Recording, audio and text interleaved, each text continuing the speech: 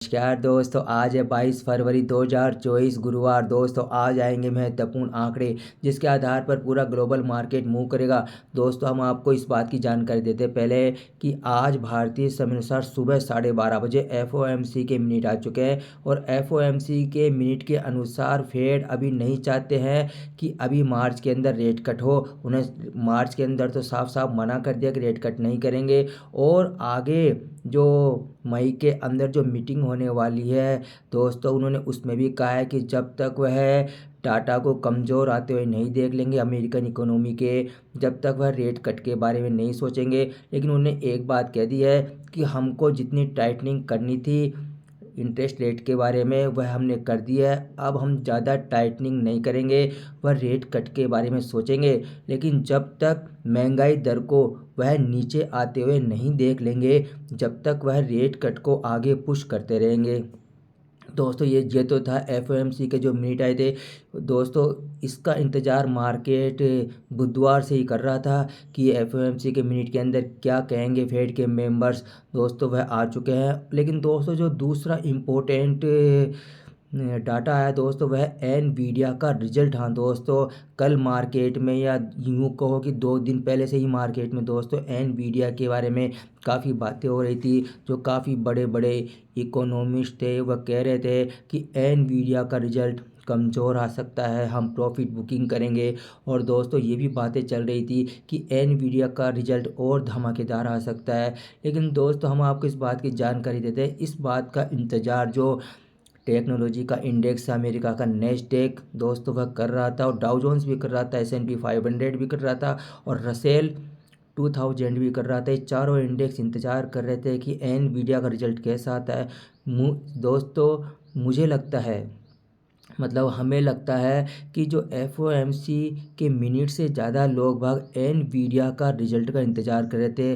तो देखो दोस्तों, जो ही मार्केट 2:30 बंद होने वाला था बुधवार की रात को, तो दोस्तों उसी समय 1 घंटे पहले ही जो चारों इंडेक्स अमेरिका के वह तेज़ी से ऊपर बढ़ने लगते हैं कि अंदाज़ा हो गया था। और जो ही मार्केट क्लोज होता है उसके बाद में एनवीडिया का रिजल्ट आता है और वो 200% से भी ज़्यादा आता है दोस्तों। जो मार्केट में लोग बाग अंदाज़ा लगा रहे थे कि इतना आएगा, इतने परसेंटेज रिजल्ट आएगा इस बार, दोस्तों वह 200% से भी 250% से भी ऊपर रिजल्ट आया है दोस्तों। एनवीडिया का मतलब धमाकेदार रिजल्ट आया और उसके बाद उनकी जो गाइडेंस आई है दोस्तों वह भी धमाकेदार आई है। क्योंकि दोस्तों अभी एआई का ज़माना है, तो एआई के अनुसार बहुत बहुत ज़्यादा ज़रूरत पड़ेगी चिप की। तो यह जो एनवीडिया कंपनी है ये चिपसेट का काम करती है, तो ये आगे धमाकेदार प्रदर्शन कर सकती है 2024 में, ऐसा एनवीडिया का कहना है।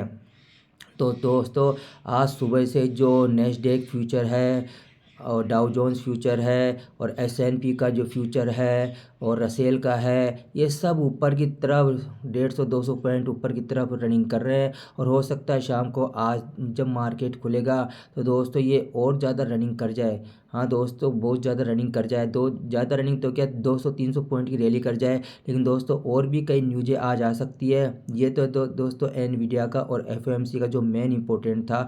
और दोस्तों आज कई जगह जो कई देश है वह पीएमआई के आंकड़े जारी करेंगे। तो दोस्तों आज ऑस्ट्रेलिया ने भी अपने पीएमआई के आंकड़े जारी किए हैं सुबह के समय 3 बजे। तो दोस्तों जो ऑस्ट्रेलिया से पीएमआई का आंकड़ा आया है ना, वह जो मैन्युफैक्चरिंग पीएमआई फ्लैश का आंकड़ा है वह तो आया है कमज़ोर होकर, और जो सर्विस पीएमआई का आंकड़ा है वह आया है बढ़कर।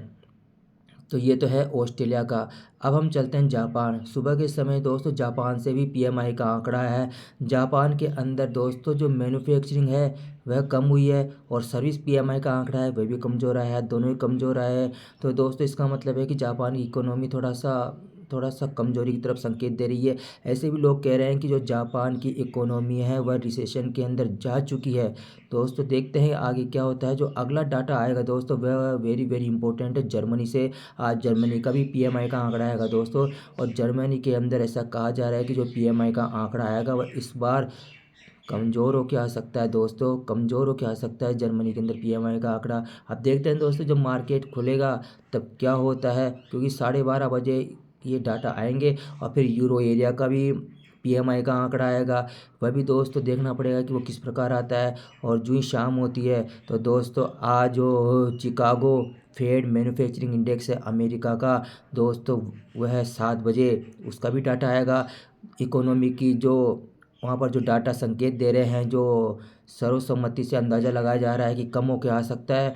और और दोस्तों वहाँ पर और भी कई डाटा आएंगे अमेरिका के अंदर, लेकिन मेन इंपॉर्टेंट ये डाटा है कि देखते हैं 7 बजे क्या होता है। और दोस्तों कनाडा जो देश है वहाँ से भी डाटा आएंगे PMI के।